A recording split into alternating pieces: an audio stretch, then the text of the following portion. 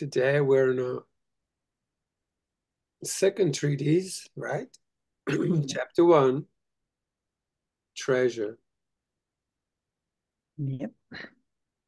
according to Kevin. According to Gospel of Kevin. He's the gatekeeper. He's the Peter.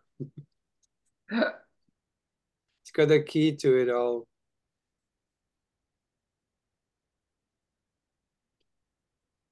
Beautiful. Tonka Peter. We need one more so we can begin.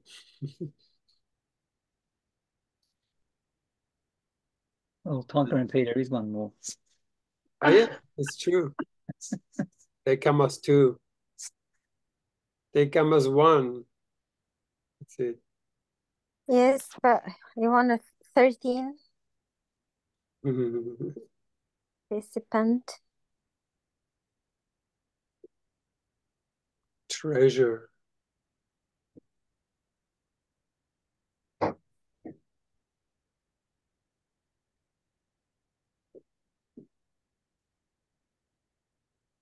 Where's she Kim? comes. Oh.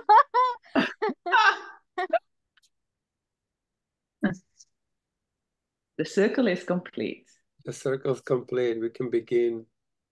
The light has come. You can heal. Yeah. You are healed.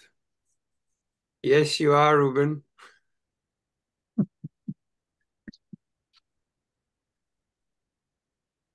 And Allison.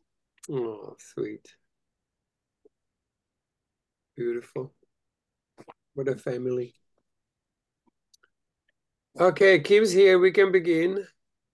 I have to just say one thing. Ruben, you are a treasure. No, don't say anything, Ruben. Don't say anything. I had to say it because when I say it, stay with me.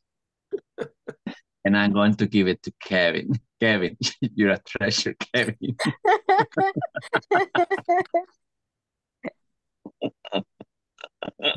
Kevin, you have to say, no, no, no, no, no, it's Samuel. And Samuel has to say, no, no, no, no, no, it's Ian. Yes. Beautiful.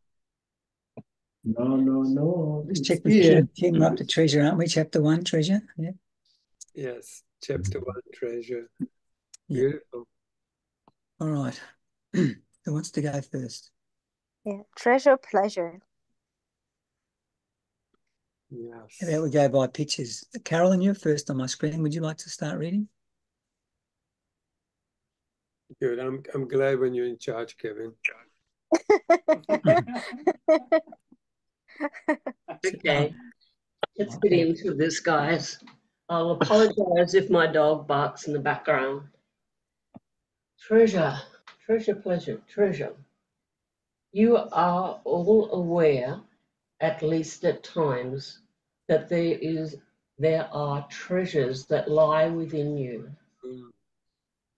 What once was regarded as treasure, such as a talent that was in need of developing, and when realized, it is often disregarded thereafter as a treasure and becomes instead something regarded as an ability or later as simply a part of your identity. This is what we are going to explore in this treatise. A treasure that you do not yet recognize is going to be recognized. Once recognized, it will begin to be regarded as an ability. And finally, through experience, it will become your identity. It will begin by discussing the nature of treasure. Treasure is most often seen in one or two ways. as something valuable to be sought and found, or something found that is kept and secure and cherished. Do you want me to go on, Kevin? You can do another one. Yeah. Treasure, in the first sense, first and foremost, something that you believe exists and have defined as being of value. As this treatise is not concerned with material treasure, it will not explore the dimensions of physical treasure, except to say that the feelings that cause one to think that a physical thing, that any physical thing is being capable of being a treasure or being treasured of the ego. Wow. Hang on. We will instead assume that you have moved beyond these ego concerns and explore the realm of internal treasures. Yes. Okay, thanks, Carol.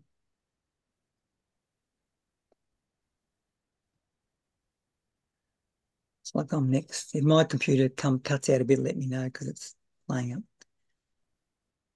Those of you who have moved beyond the realm of the ego in your fear of returning to it often turn away from internal treasures that you believe, when realized, might feed the ego. Despite many observations within this course regarding desire, you may still fear your desire. Despite many exhortations that your purpose here is to be who you are, you may have determined that exploring your eternal treasure is now unnecessary. You may well be feeling a sense of relief in having learned that who you are right now is a being of perfection,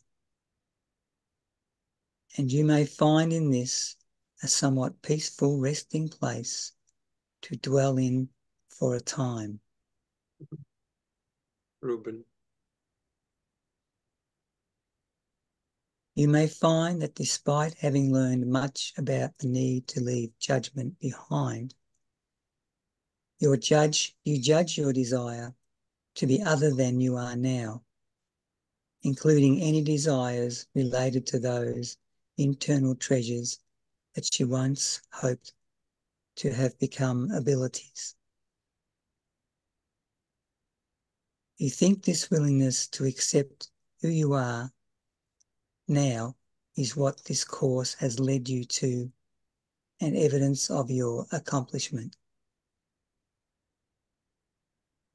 You may view this as license to stay as you are and to cease striving for more.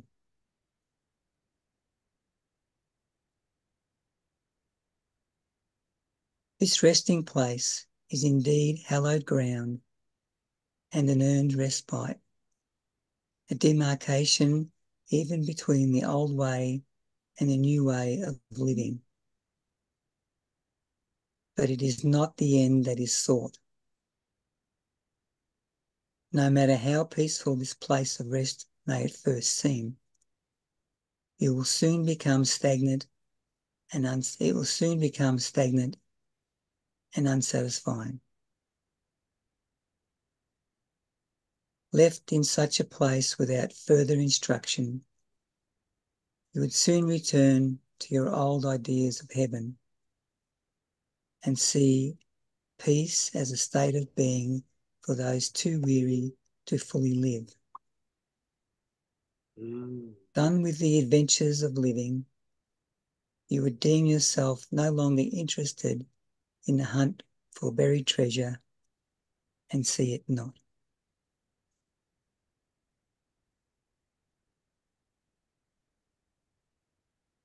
Cole, you're next on the screen. Right. This place is not life, but neither is it death, for even death is not an eternal resting place in the sense that you've imagined it. Even rest, once truly learned, is simply rest. It is not a resting place, a place to stop along the journey of life any more than it is a place at which life stops and death reigns. It is not a point at which you arrive, never to depart. Rest, when truly learned, is a state of being in which struggle has ceased and peace has triumphed over chaos. Love has triumphed over fear.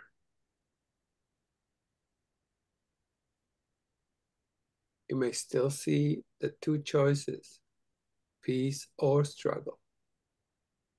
But with such an attitude, you would soon be struggling to maintain your peace. There is another choice, and it lies within.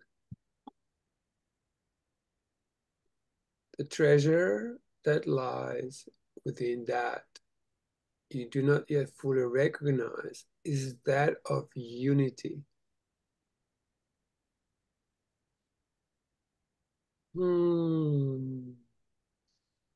Beautiful. As you have learned much of unity within the context of this course, unity, like rest, may have come to be viewed as a place at which you can arrive. Like peace, it may feel like a bubble of protection, something that sets you apart from life and the chaos which seem to reign there. You must realize that you think in terms of place because you think in terms of form.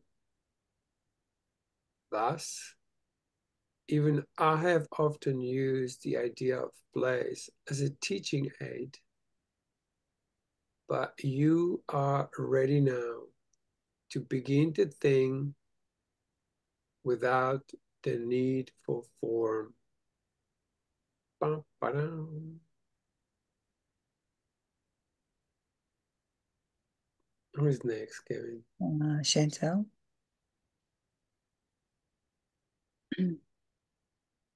Even the desires you may have once identified as hoping to develop into abilities are given a structure and form in your thinking of them. A desire to paint in your thoughts becomes a completed painting that you hang up on your wall. The time of painting becomes a place.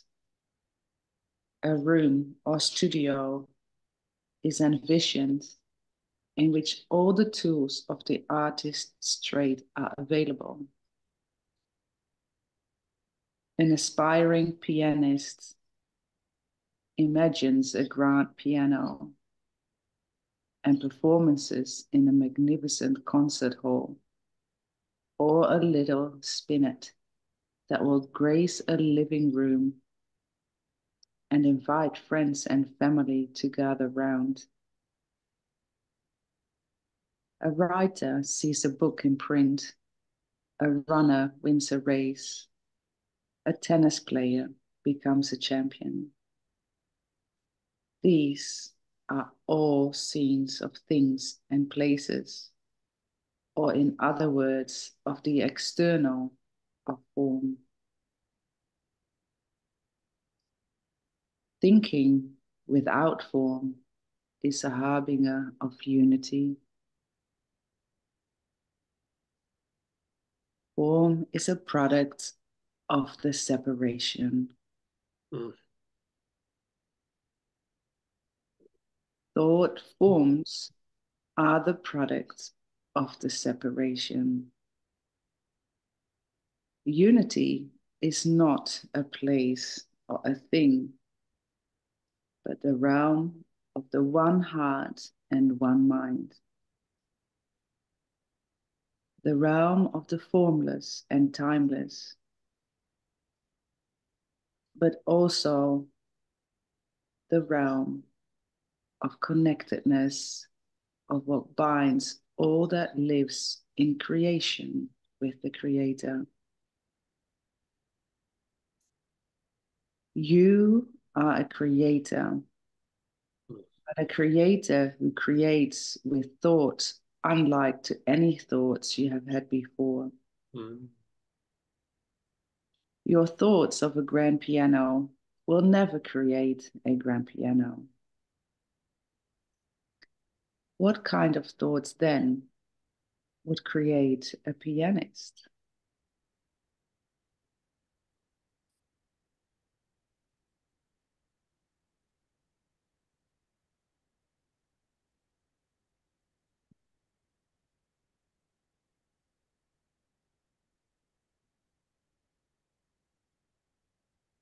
Who's next, Kevin?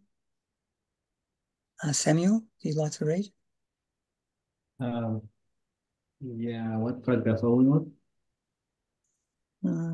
I can't see 1.12. I think. Yeah. 1.12. Thoughts joined in unity. Thoughts joined in unity can be likened to thinking without thought. They can be likened to imagination. They can be likened to love. Ego desires cause one to think of a grand piano. Thoughts joined in unity hear music.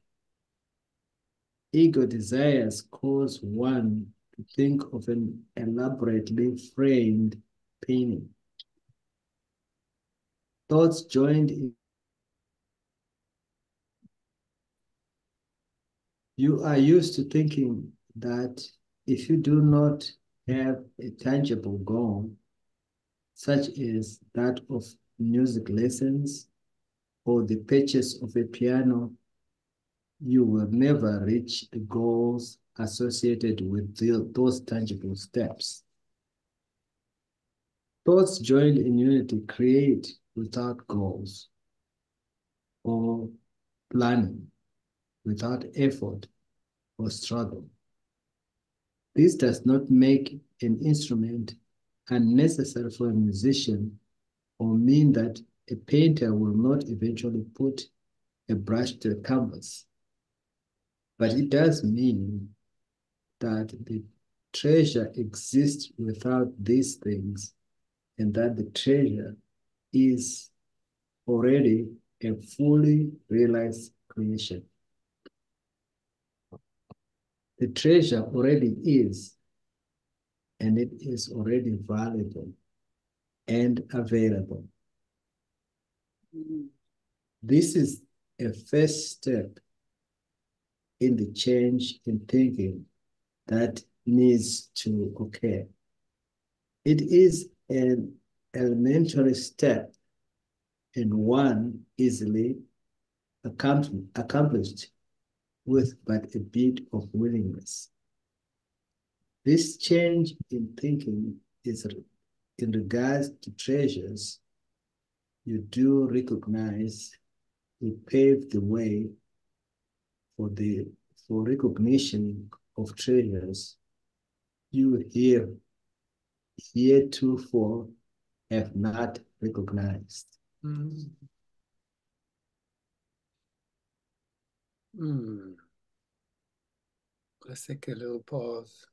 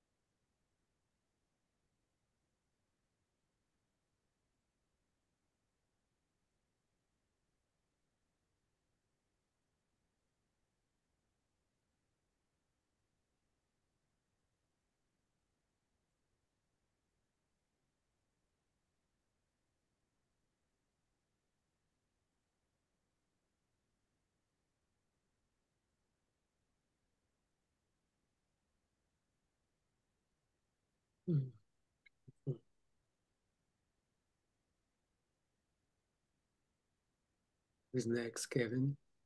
Next on my screen is, you are as God created you.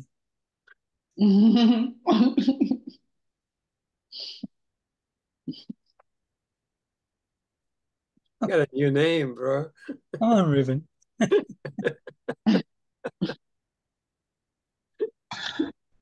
What's his Wow. name? Oh, God. My name is Spirit, the chosen one. Chapter 2. To hear the call.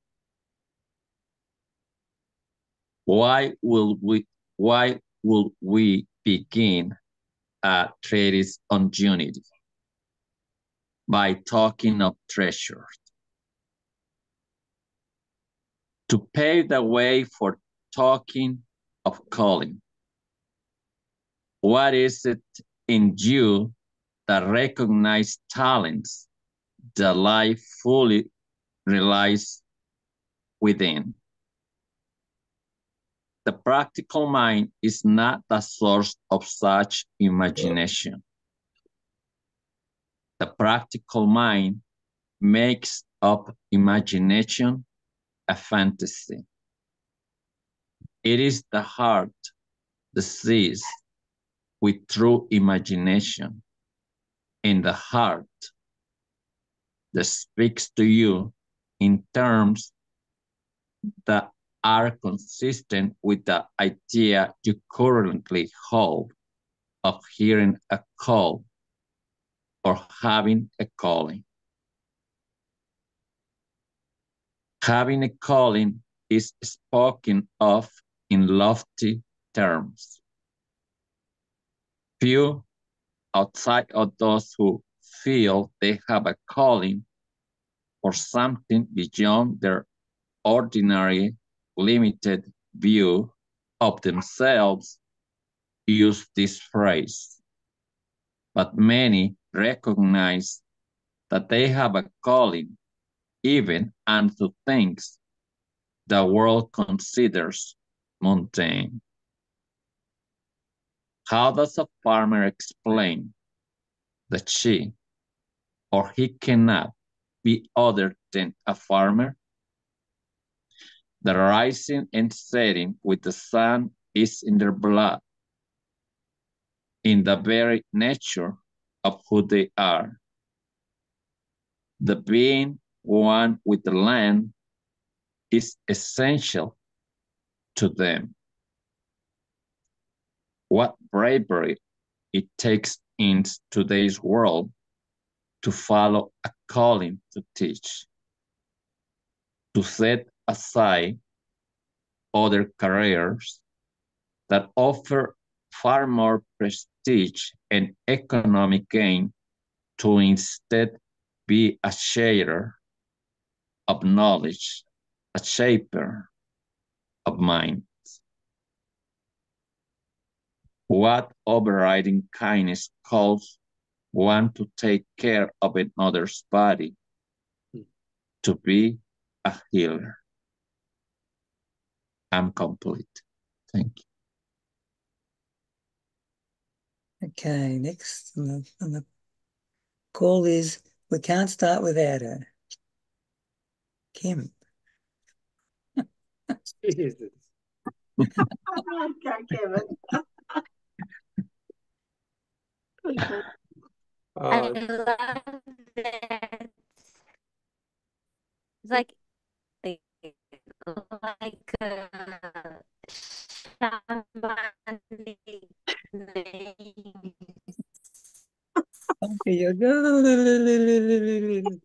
oh, God. Just don't make this my name. We can hear you now. We'll just go like this. So it's 2.6, Kevin? Yes. Yeah. How does one explain a joy that is like no other and that comes from the simple act of caring for a child, preparing a meal, bringing grace and order to a home? Mm. I wish I had those joys.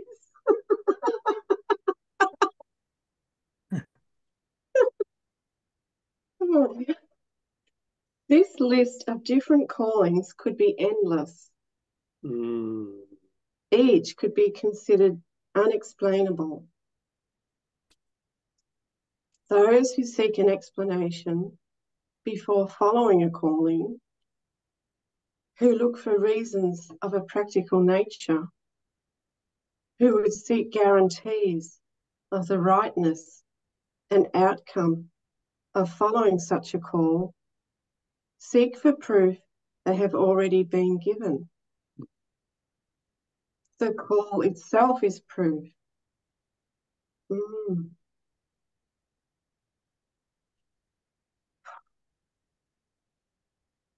It is proof of the heart's ability to be heard, of the heart's ability to recognise the unseen and to imagine the existence of that which will reveal its true nature and its joy.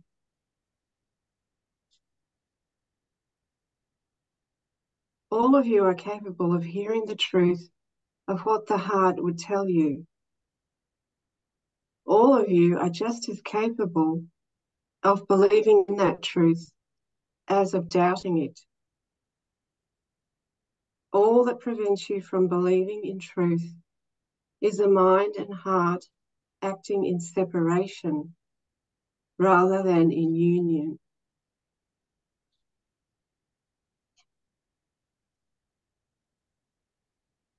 You think that what prevents you from being who you are is far broader than this simple idea of hearing and following a calling would indicate. Mm. Yes. Mm. Wow. You think what prevents you from being who you are is far broader than a division between mind and heart. Some of you would say you feel no calling or that you feel many. Others would cite practical reasons for doing other than what they feel called to do. All of these ideas illustrate your belief that something other than your own willingness is necessary. Only in your own willingness does anything exist, because only in your willingness is the power of creation expressed.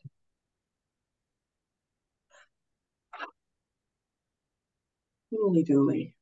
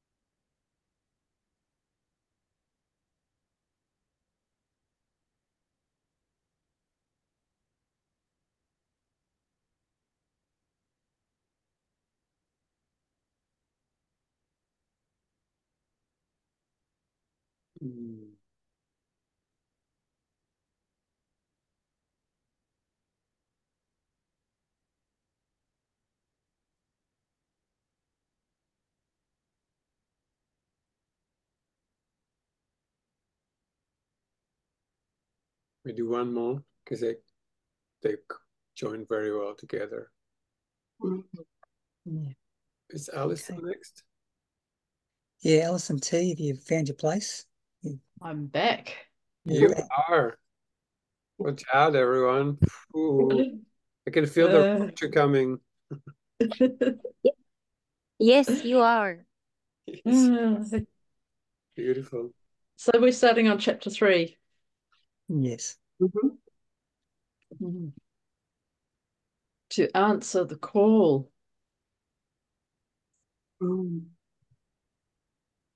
Your life is already an act of creation. It was created. All of it. It exists, fully realized within you. Your work here is to express it. You are far more than your life here. Yes. You created your life here in union with the one mind and one heart. In union, in other words, with God. Everything you have ever wanted to be is.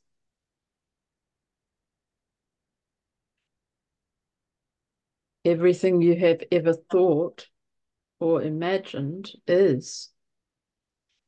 and is reflected in the world you see.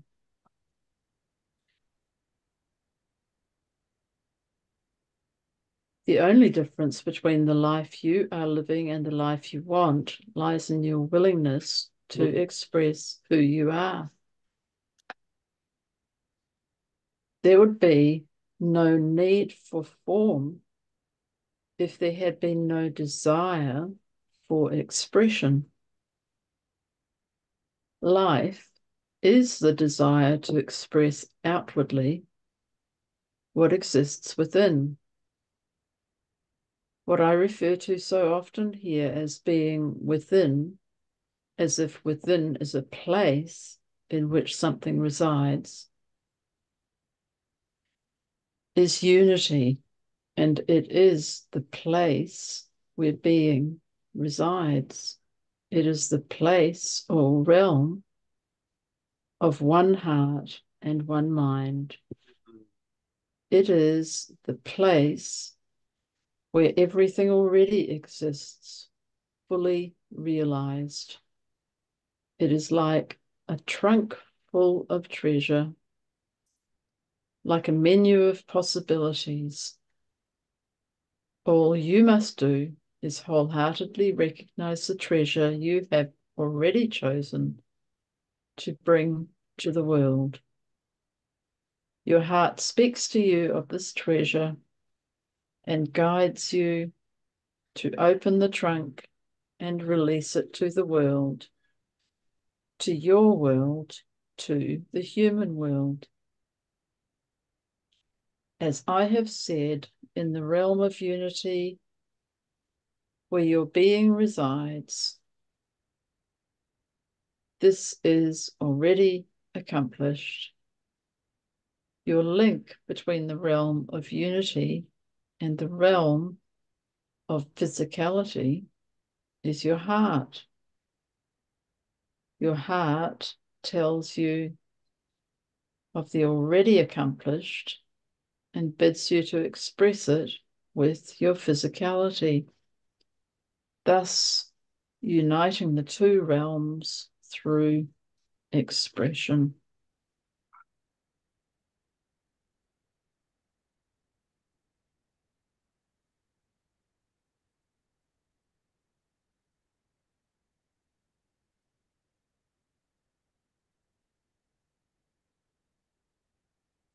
Mm.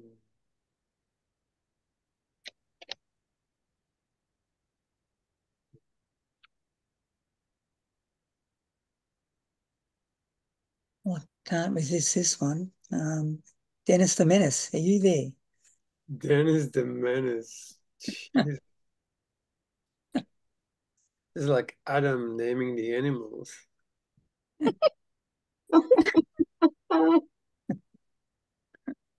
What was my name, Kevin?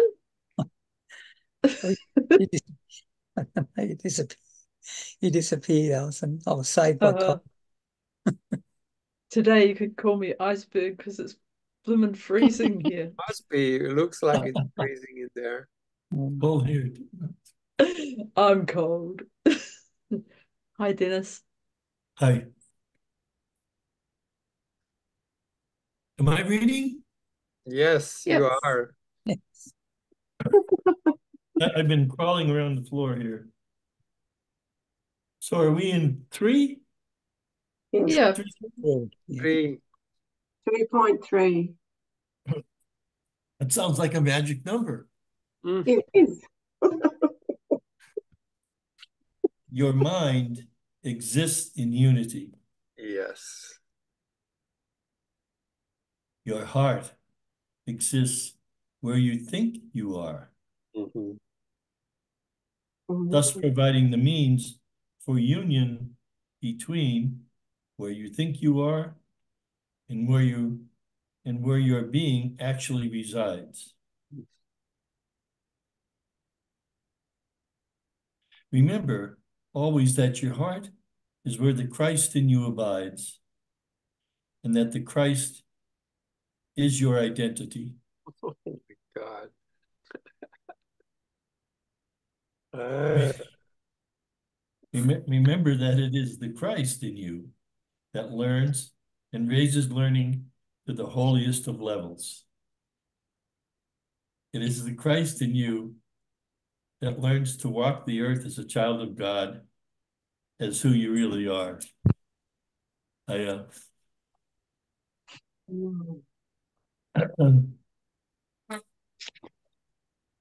This was stated early in A Course of Love and is returned to now for a specific reason.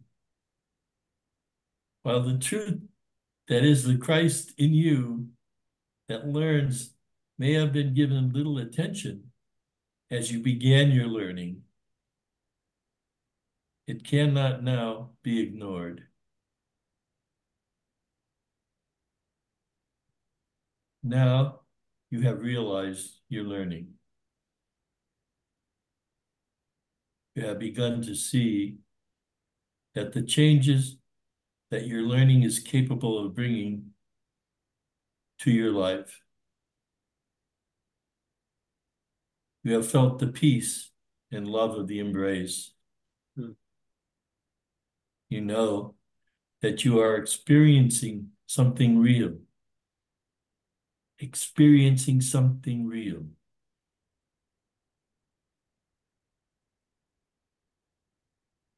And learning something that is of relevance even within the daily life you currently move through.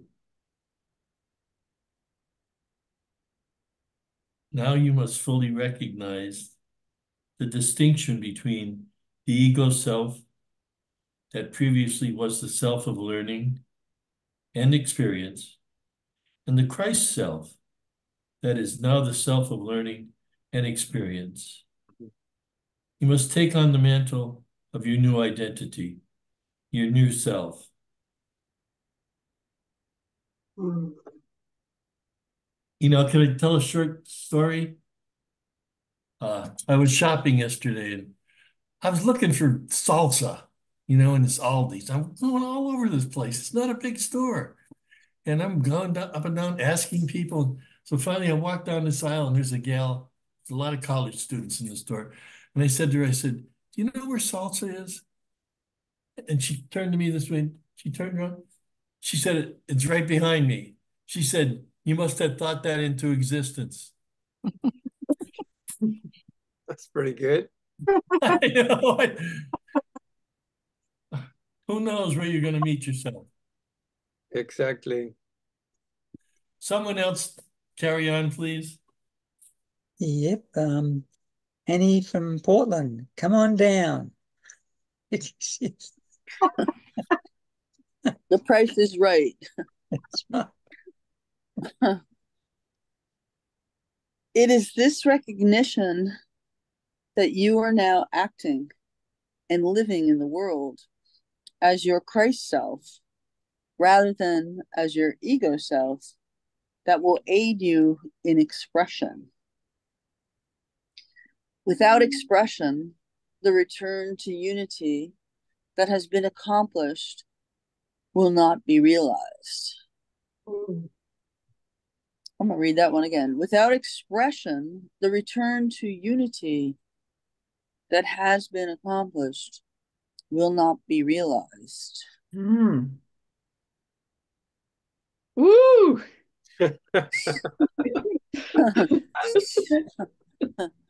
That's a biggie for me.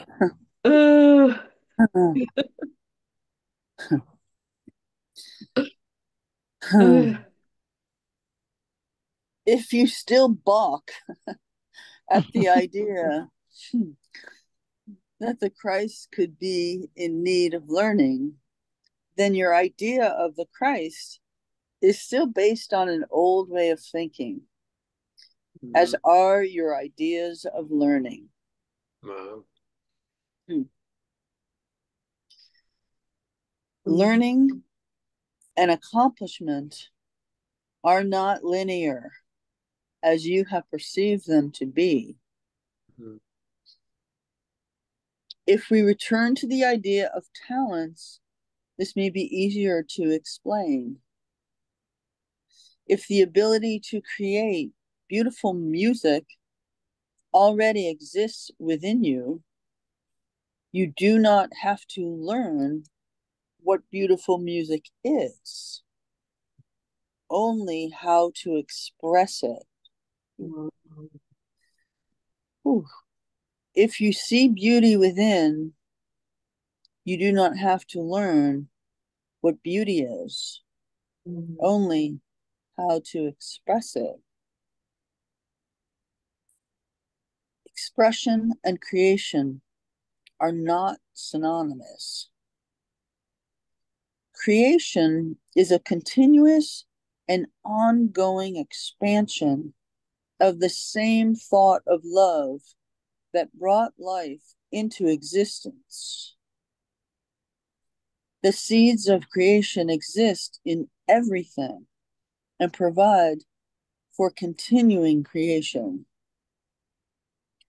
Thus, the seeds of all that you can express exist, quote unquote, within you, in the creation that is you. The power of creation is released through your choice, your willingness to express that aspect of creation.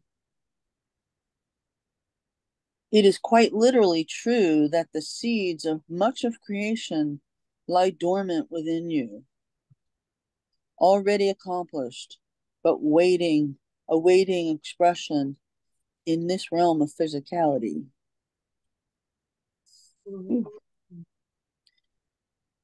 In this same way, then, Christ can be seen as the seed of your identity. Ooh. Christ is the continuous and ongoing expansion of the same thought of love that brought life into existence. Christ is your identity in the broadest sense imaginable. Christ is your identity within the unity that is creation. Ooh.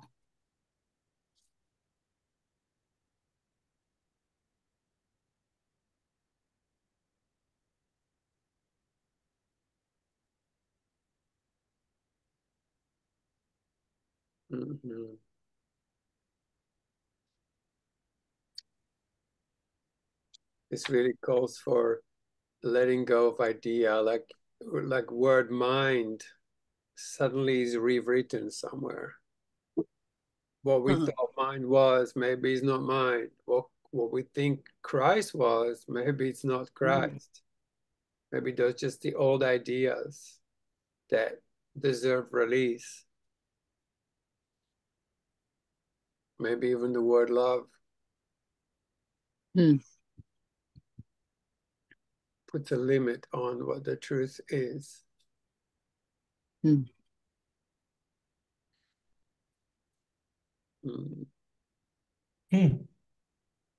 Yes, yes.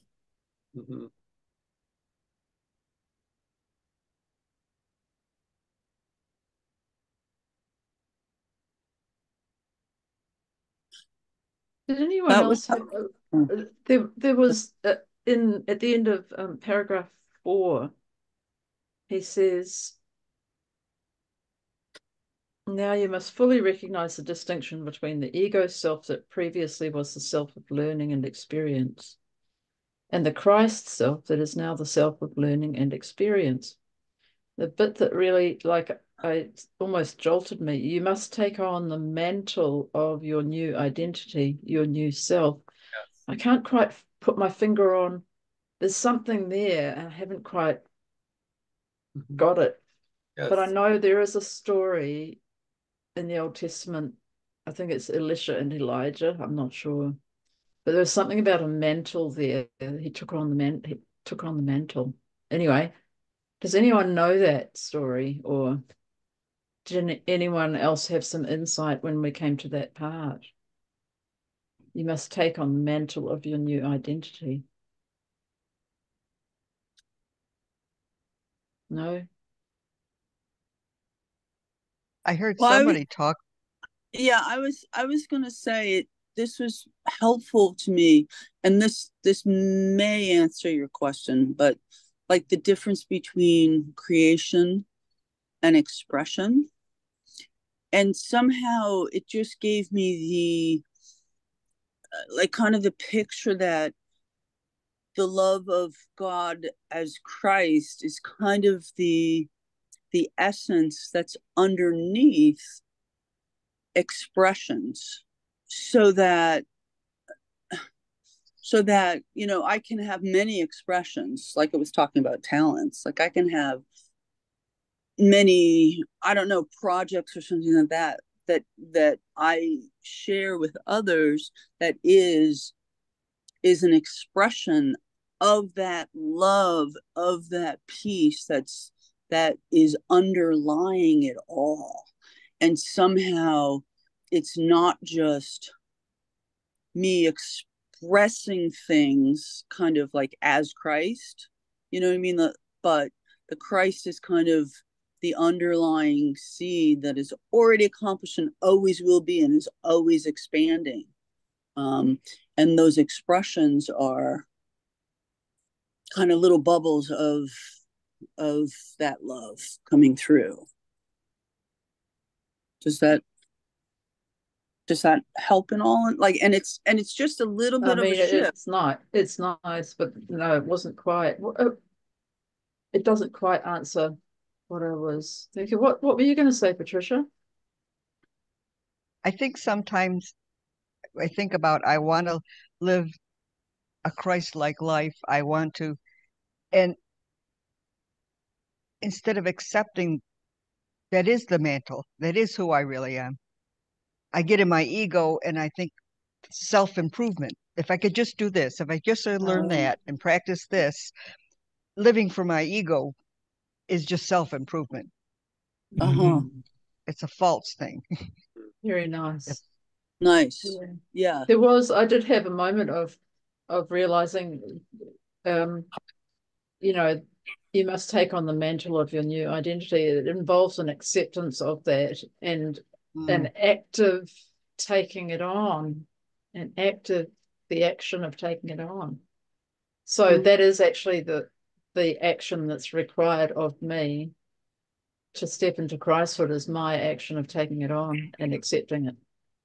As I read it, Alison, I saw the difference between the ego and the heart.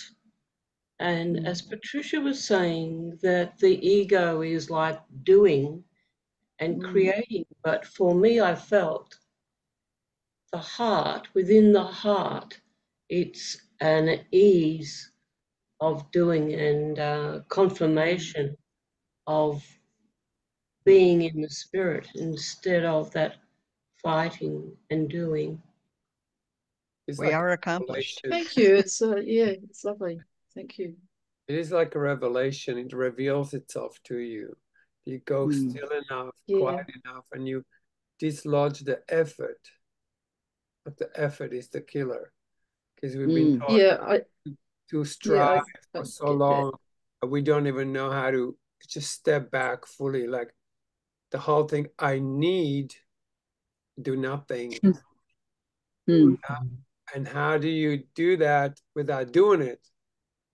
Is that little step where of surrender, when it will be shown to you, like it itself is grace. It's like it will take you. It dawns on you, you can't try to do this. Trying is dying. This is like you relax, and you're so relaxed, and you so step back and let it show itself to you. And it has to be a revelation. Like, I don't know, you could, if I reduce it to an experience where I go into complete non-effort, and then suddenly, like as if a golden river appears that I've never seen before, or colors that are like, I can see a blue, but I see a blue like I've never seen before, right? It has a texture of feeling to it. It's a texture of fluidity, but it's not like you can't stamp it. You can't go like, here it is, It's like, and it begins to move. It's like an inner movement that mind will go, huh? And it cannot explain it, and it gets really pissed off because it wants to put it into a box and sort of sell it somewhere, but he can't. Like, it's beyond words, it's beyond description, it's beyond anything that can be told. Just like the Tao Te Ching says, Tao that can be told is not an eternal Tao. Yeah. And yet he has to use symbols and like words and symbols, and and for me, with that taking on the mantle, I have received something through asking the question. I have actually received it, and nice. I like it that it has a symbolic meaning, because it's like I can look at it and say, okay, it's the garment. All I have to do is put it on. Yes. It's accept it, receive it, put it on, wear it.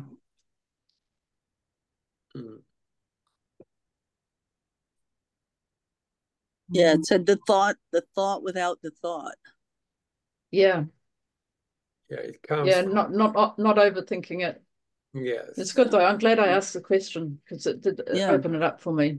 It's brought something into it. Beautiful. That's a very easy 3 chapters, isn't it? Beautiful. To be repeated, reread. Yeah. I mean, he does it so beautifully. Like, I sometimes listen to it while I'm driving, and I love that because it just suddenly hits me. I go, oh, it just does have that quality of surprise, of the birth of the new. Like, something so new is birthed, and you go like, I couldn't have thought this. I couldn't have mocked this up or invented. It just comes. That's why it's very difficult to interpret this course. In the Course of Miracles, we can interpret until cows come home. But this is so perfectly designed not to interpret it. And no matter how much we try, it just does not work. That's the beauty.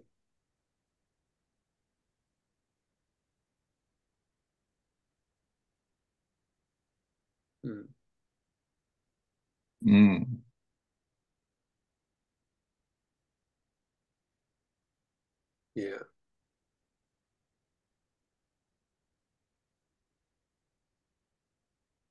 It's like, if there is a conflict, it's who is getting in charge.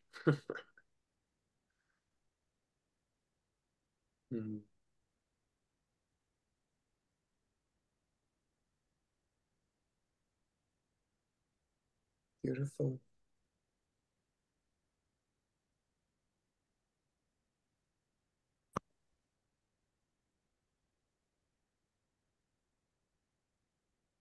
Wow.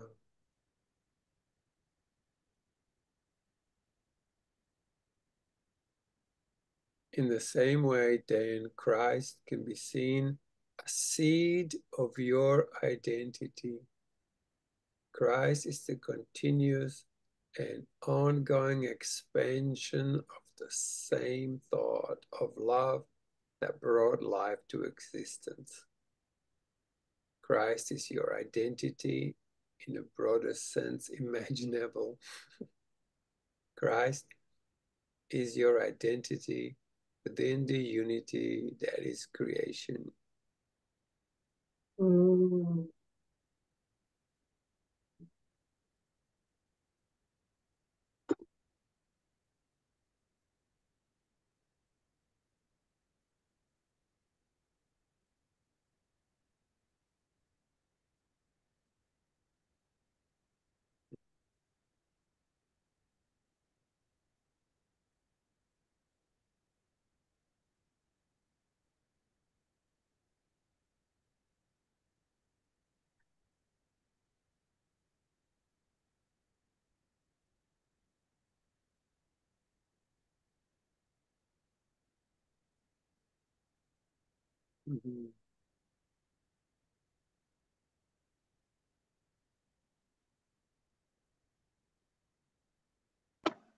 I was just thinking, feeling, as we sit with that, it's the Holy Spirit who ministers and brings that identity into realization.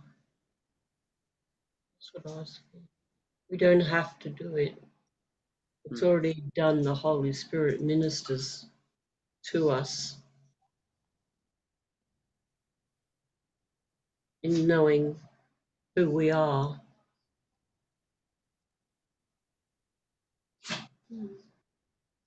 Mm.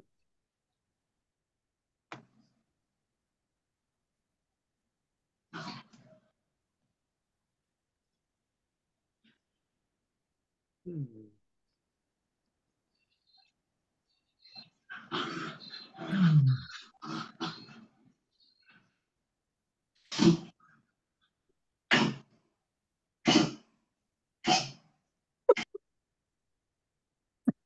What's that expression?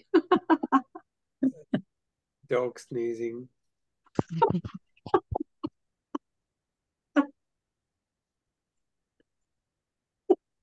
Beautiful.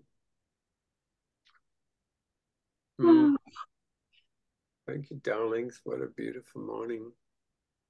Mm.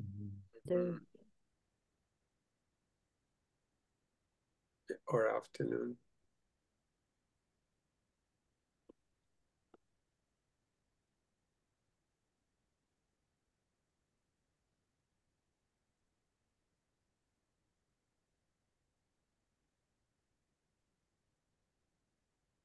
Oh.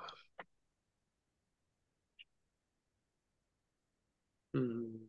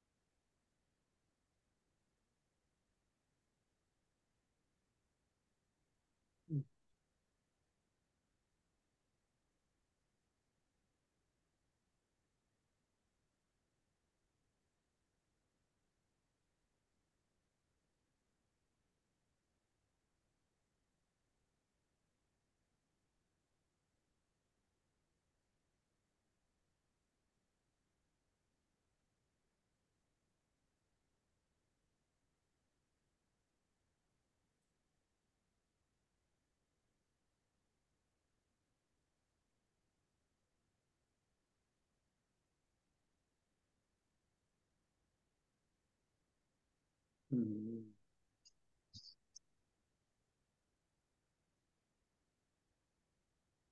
Hey guys, we'll be seeing you very soon.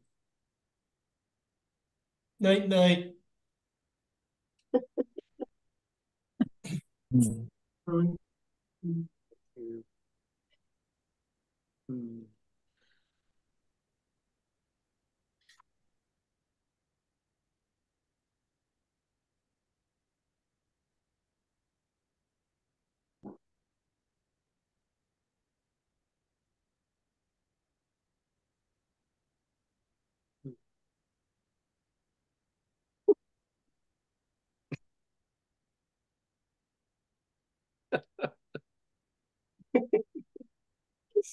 Okay.